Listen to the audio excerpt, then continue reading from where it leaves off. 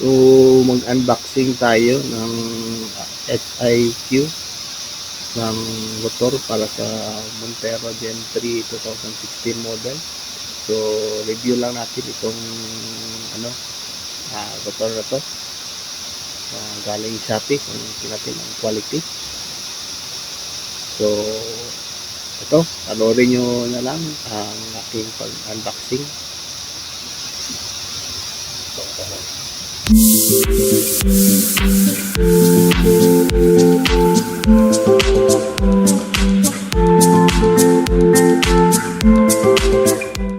So, ayan, napakaganda po yung unboxing natin.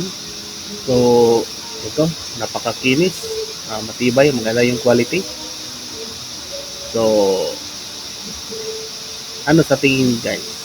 Kayo comment. Pero sa akin, para sa akin, maganda talaga. Compare doon sa stock sa Montero na motor. Oh, maganda.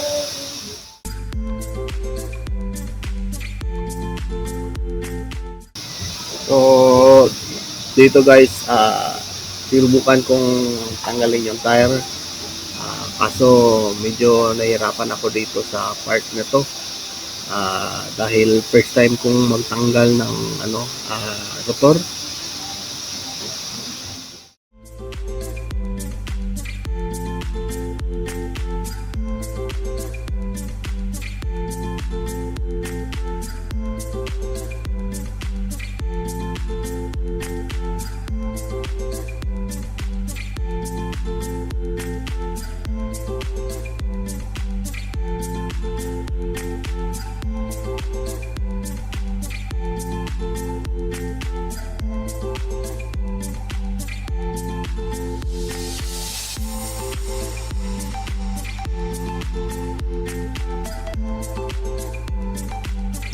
So, ayun, tanggalan natin yung tire. So, tatanggalin natin itong brake na ito. Dalawang bolt itong nandito. So, pinapunta na lang natin sa shop dahil nahirapan ako pagtanggal sa rotor na to dahil first time kong tanggal. So, ito yung actual na SIQ na brand ng motor. Maganda.